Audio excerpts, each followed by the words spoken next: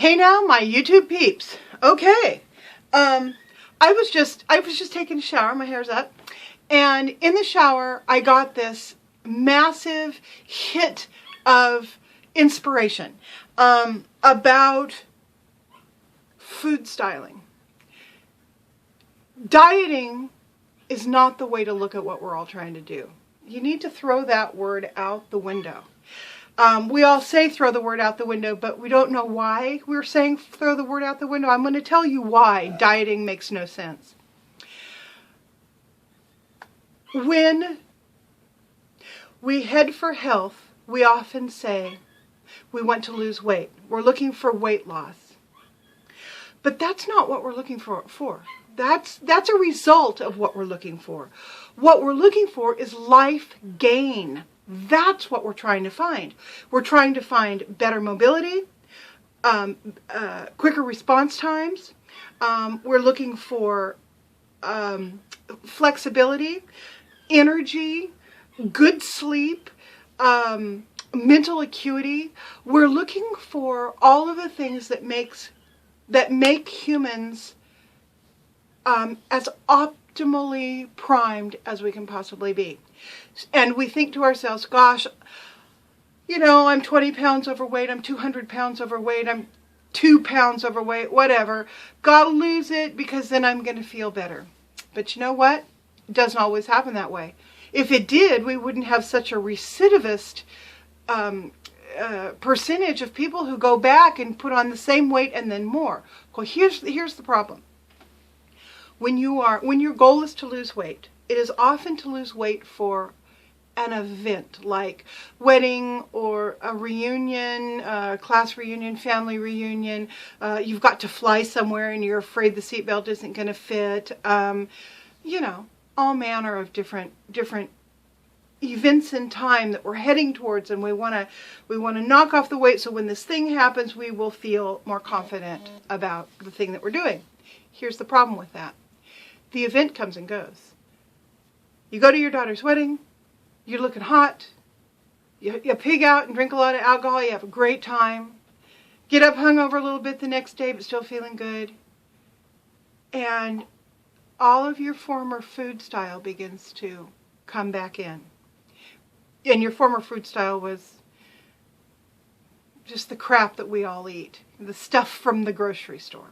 That's pretty much everybody's American food style who hasn't retooled their food.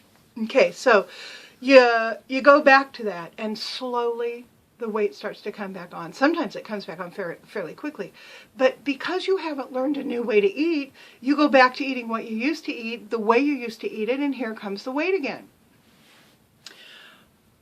What I'm discovering for me, and let me make a disclaimer right now. I have been wrong many, many times. I'm the first person to admit that what I'm doing might not work for you. My food style might not work for you. What I'm doing is going to work for you. But my particular style of doing it may be different than it is from me to you. And the reason is because to create your new food style, the new way you eat forever, from this point on, in order to create that, you have to dial it all the way back to eating almost no food choices to begin with. When I started this thing, my food choices were white rice, apples, carrots, and hard-boiled eggs, because I knew that I tolerated those things really well. So for a little while, that's kind of all I ate. Then I started adding things in. Some of the things I've gotten rid of. For example, bottled salad dressing. I love buttermilk ranch salad dressing. And so I would buy it, not diet, just regular old salad dressing, and I would put it on some of my burritos or my stir fries or the things that I was beginning to incorporate into my food style. And now I'm getting rid of it because it's full of additives, it's full of unnecessary calories that don't give me anything. So, and this is just an example, the way I'm retooling my ranch dressing is that I'm buying the ranch dressing herb mix from Pinsey Spices, which is a great company, organic, wonderful, clean spices. And I'm going to be making my own ranch dressing with my, my Greek yogurt and my, what's it stuff, sour cream and that sort of thing. Not diet sour cream, not light sour cream, just regular sour cream. And so I will get to have my buttermilk ranch dressing back, but I will know where the ingredients came from. I will know they are organic, and I will feel okay about them.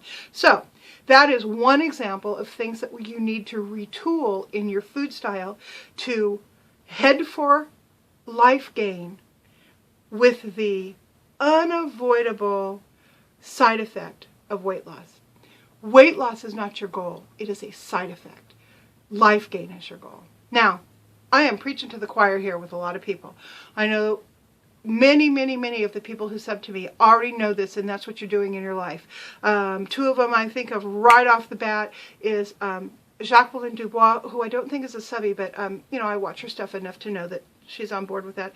And then Janet Herblev is another woman who retooled her life, her food style, and her life as a result. But the analogy that came to my mind when I was taking a shower, and it's so funny because I told my husband this before I started running this video. I told him, yeah, I was in the shower and I had this really great idea and I was like working it out and talking to myself about it. He says, well, you need one of those new iPhone 5s that you can take in the shower. So, yeah, maybe we'll do bath time confessionals and shower time confessionals if you can hear over the sound of the water. But anyhow, so this occurred to me while I was taking my shower. Adopting a new food style is like getting married. And this is the mind picture I want you guys to think of. Since most of you are women, we're going to do it from a female point of view. Imagine that you are 27 years old. You are fit, willowy, beautiful, smart, engaging, attractive, flirtatious. You're Barbie incarnate, right? And you've got all manner of kins that you see in your life. You date a lot of them. You sleep with some of them on occasion, or maybe you're serially monogamous. But you're out there playing the field. You're doing what young people do. You're out there doing it. You're kind of a party girl, but you still got your integrity about you. Okay. One of the kins singles himself out, and you realize that is the kin that you want to spend the rest of your life with. And that kin feels the same way about you, and boom, he pops the question, and he gives you a 2-carat Tiffany solitaire, and you say yes, and you start planning your wedding. And as you're planning your wedding, the other guys fall by the wayside. Well, that's what going on a diet is like. You fall in love with the idea of losing weight. You throw out all the Doritos and Oreos. You buy the Nutrisystem. You buy the fat-free, well, not the fat-free necessarily. You buy the low-calorie potato chips. You buy the Weight Watchers packaged food. Now, mind you, I'm not dissing Weight Watchers itself. The program itself is very good. I'm talking about packaged food you get at the grocery store. You buy healthy choice things. You buy, reduced calorie cookies. You buy fat-free gum, and candy. You buy this, you buy that. You buy into the diet industry, essentially. That's kind of like planning your wedding. You're just focused on this. And the wedding is getting closer and closer. Okay. The wedding comes. And you have the wedding, but now you have a new life that you have to style. And if you can't keep including you can't wear your wedding dress every day. You can't cater every night. You can't rent furniture. All of the things that you were doing to get ready for your wedding, well, now you have to have a real apartment and real furniture that's going to last you a while and all of that. So, how that's like dieting is like this. All of the diet industry gimmicks and faux foods that you've been eating on the day of that reunion or that your daughter's wedding or whatever, those no longer matter as much because you've achieved your goal, right? The next day, well, I don't know. Do I still need all that Weight Watcher stuff? I don't think so. So you try to live your life again without all the diet stuff, but you haven't created a food style. You have no idea what you're supposed to eat. And pretty soon the weight starts creeping back up because you eat the Doritos or the plate of hot wings with washed down with a beer and then, you know, a piece of death by chocolate pie when you're out. And you don't do that just once a month. You do that weekly. You have no foundation to go forward. So the people who make it are the people who retool their food style as they get to the goal, whatever that is, whether that's a number on the scale, whether that's the reunion, whatever it is. Once you get to that goal, if you have a foundation underneath you to wake up the next morning and just keep doing what you were doing before, you can keep that weight off, keep that life gain for the rest of your life. Now, here's the problem. You can't continue to eat diet food. You can't just say to yourself, well, I'm just going to continue to diet, I'll be fine. Because it's not real food. It's full of sodium, it's full of additives, it's crap, all right? It is lowish calorie, high sodium, high taste crap.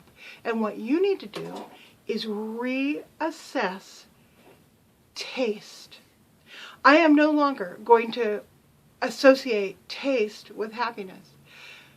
The Doritos might have made me happy when I was sitting on the couch, being upset because my husband didn't get home early enough and maybe he's seeing his secretary, so I'm going to eat all this shit. That you can no longer associate the taste of food with happiness, security, all of that. So just as you can no longer go out and taste those little morsels of boys who are still giving you the eye and who are still, you know, calling you up, you know, running by your work, whatever. Hey, so how's married life? You know, do you really like it or do you miss me? Well, Doritos are the same way, you know. Hey, how's your new food style life? Do you like it or do you miss me? You have to say, you know what? I miss you, but not enough to screw up my marriage. I miss you, but not enough to screw up my food style. That is how you have to look at this whole thing. Now, you will flirt. You will flirt. You can't help it because you're beautiful, and so are they. And beautiful people flirt. So, not just beautiful people, but, you know, I'm making a hyperbolic, overarching statement. So, how do you handle the flirt? Well, I'll tell you how I handled my flirt yesterday. I went to lunch with the lovely Nancy Velvet Rose, who lives up the hill from me and has her own channel. She just started doing her own vlogging, and I think she only has 6 subbies, so go check her out. She's a sweet woman. She makes short, lovely, to-the-point little videos about her life. She's lovely. So she and I went out to lunch. She and I and her husband actually went out to lunch, and we went to Chinese food, to a place in our area that's been there for 40 years. I haven't been there in forever, and their Chinese food is a cut and a half above what you would get at most normal Chinese restaurants. It's very, very good, very well prepared. And I ordered the thing I love: fresh tomato chop suey chow mein. Didn't order it with chicken like I normally would, just ordered the chow mein. Well, it comes on a plate this big. I mean, there is enough to stuff 2 people, or a nice little side dish for 4 to 6 people. I mean, there's a lot of food on this plate. So I'm looking down at this plate of luscious goodness, and I'm thinking to myself, well, I don't want to sleep with it. I don't want to wake up tomorrow feeling guilty. But I can flirt a little bit. So I did.